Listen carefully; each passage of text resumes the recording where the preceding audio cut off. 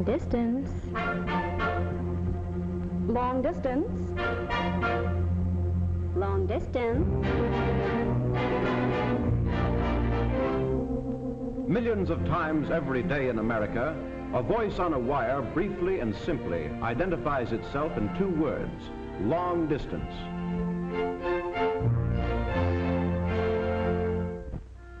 These words form one of the most familiar phrases of our language.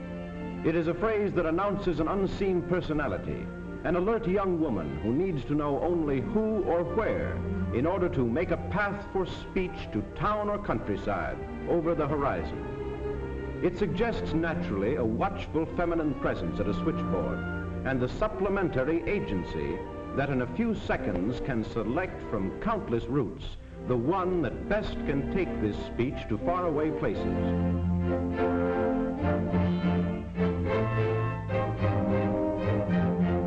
But these two words, long distance, represent more than the activities of switching and routing. They refer, first of all, to the routes themselves. These routes are special ones, supplied with equipment to make far speaking possible, however great the distance.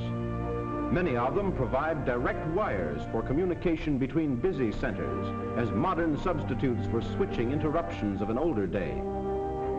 By connection with the local systems of every area in the land, they form the unified network that pulses with the flow of talk, expressing the activities of industry, agriculture, government, and the home life of the nation.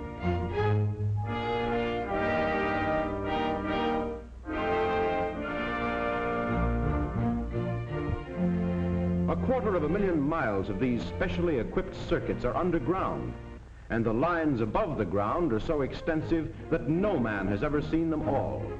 1 million poles parade across the landscape, bearing the graceful drapery of the cables packed with wires, or spreading the wires themselves along their tiers of cross arms. Some of them march beside the rolling traffic of the highways.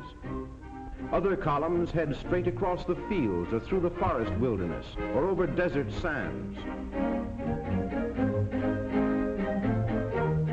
Rivers are no barriers, for the cables cling to bridges or dive beneath the waters flowing on to the lake or ocean. At times, ingenious structures take the wires over river beds that may be either dry or white with foaming water as the season wills. There are highways of wire that bridge the entire land between the seaboards of the nation. These vital transcontinental arteries scale the mountain ramparts of the East that once hemmed in the builders of the infant republic.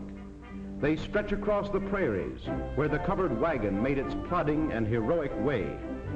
They climb the lofty ranges of the West to spread their circuits thousands of feet above the level of the sea. They traverse the land where once the cry rang out, "Remember the Alamo." They span the deserts of the great Southwest, where Coronado's men once bore the banners of old Spain.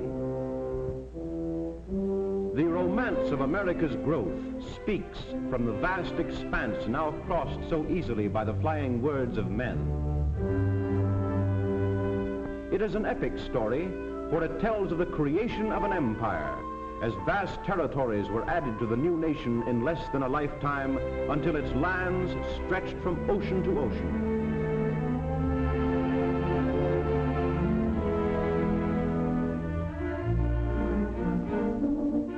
This romance is the story of explorers who braved the dangers of an unknown western wilderness that they might discover for America what was encompassed in her new boundaries.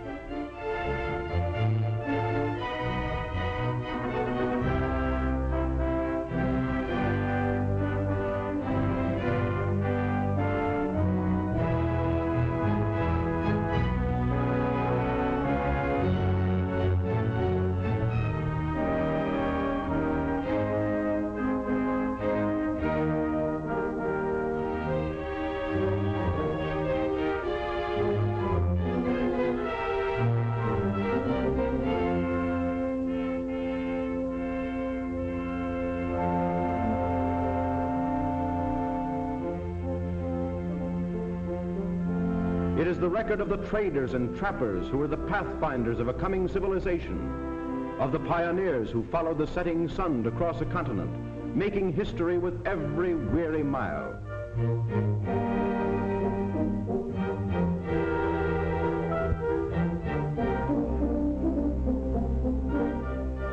It is the thrilling, heartwarming story of faith and courage that faced without flinching the uncertainties and dangers of isolation, a courage that laughed away the hardships, that sang away the heartaches as the wagons creaked and lumbered along the pioneer trails.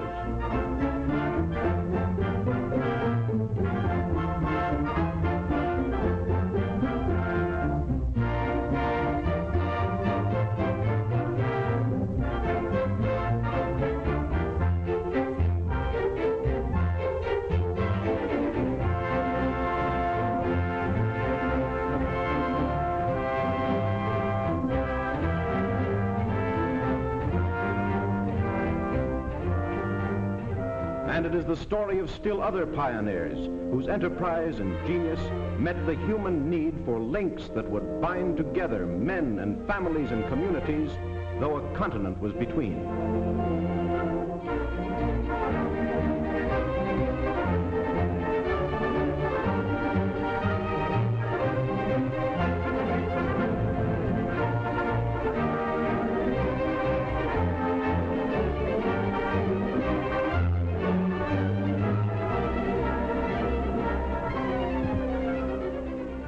And so a land was peopled, so a scattered society became a homogeneous one, as obstacles to the interchange of intelligence and ideas were conquered. And so did builders, engineers, and scientists give new meaning to a word that once meant months, but now means seconds, that once meant isolation, but now means unity, to that arresting and significant word, transcontinental.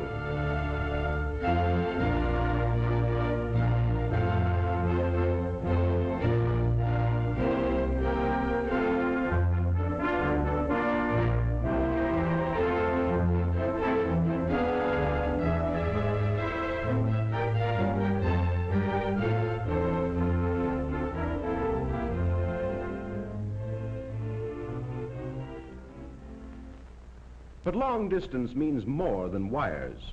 It also means waves, waves that are tossed by antennas through the invisible ether so that the voice of America may leap over the seas to 6 continents and to ships at sea, while other wire fingers reach up to catch the waves that answer, waves bringing news of exciting happenings in other lands, waves holding reports from the nation's faraway embassies, waves that may carry the message of a king, or a joyful greeting of a mother to a distant child.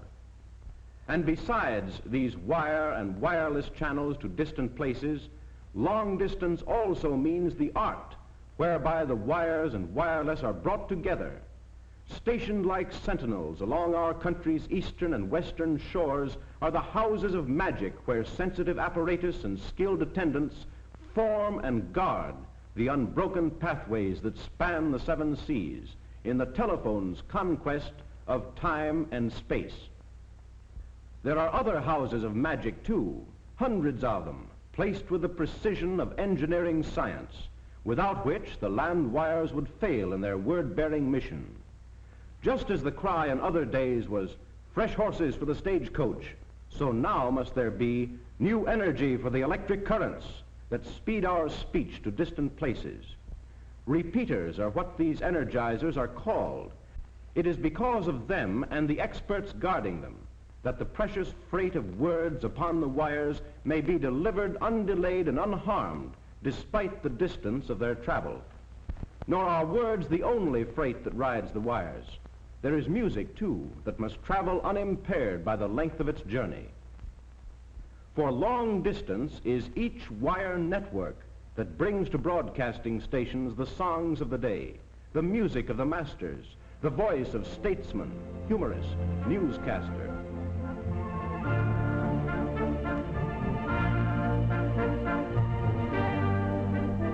It is the technique that links together with split-second precision the ever-changing station groups. It is the responsibility to judge electrically each spoken word, each tone of orchestra or singer, before far-off radio transmitters receive them. But more than speech and music is flowing along the wires. There is the written word as well. At many a switchboard is the sound not of voices, but of tapping keys, as operators provide wire channels for typed communications. And so long distance means the circuits over which written messages may pass between teletypewriters. It means other circuits too, for carefully planned teletypewriter systems.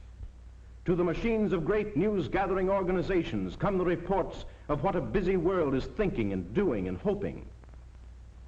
There is sifting, checking, editing, and then 1 million words a day are sent along 300,000 miles of wire to feed the waiting presses.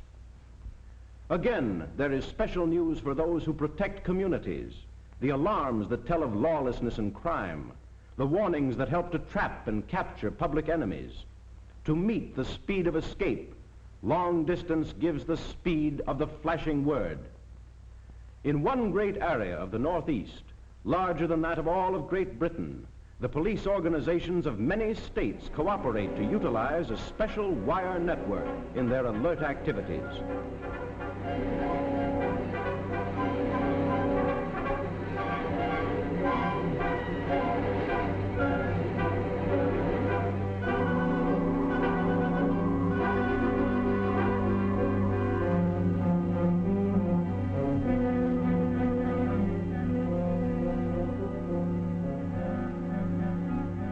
And who does not know of the federal agency whose vigilance and efficiency must be nationwide in scope?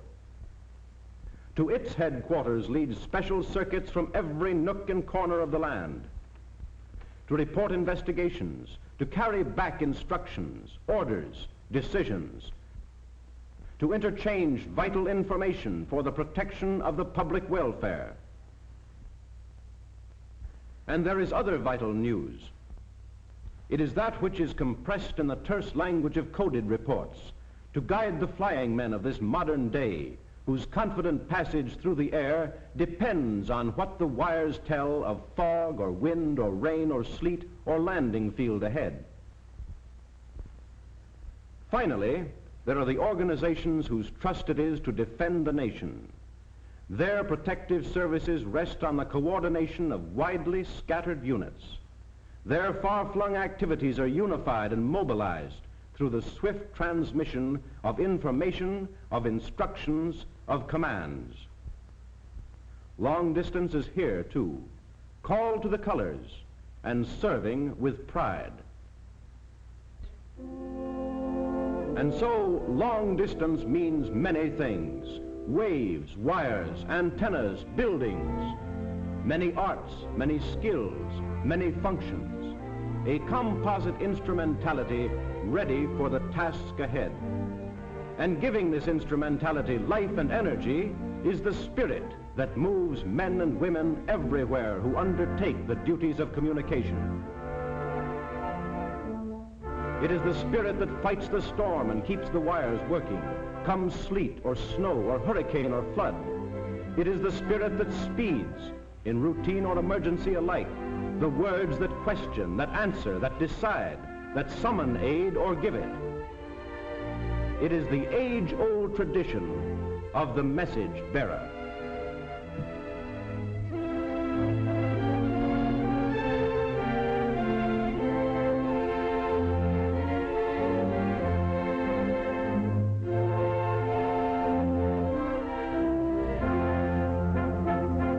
Long distance. Long distance.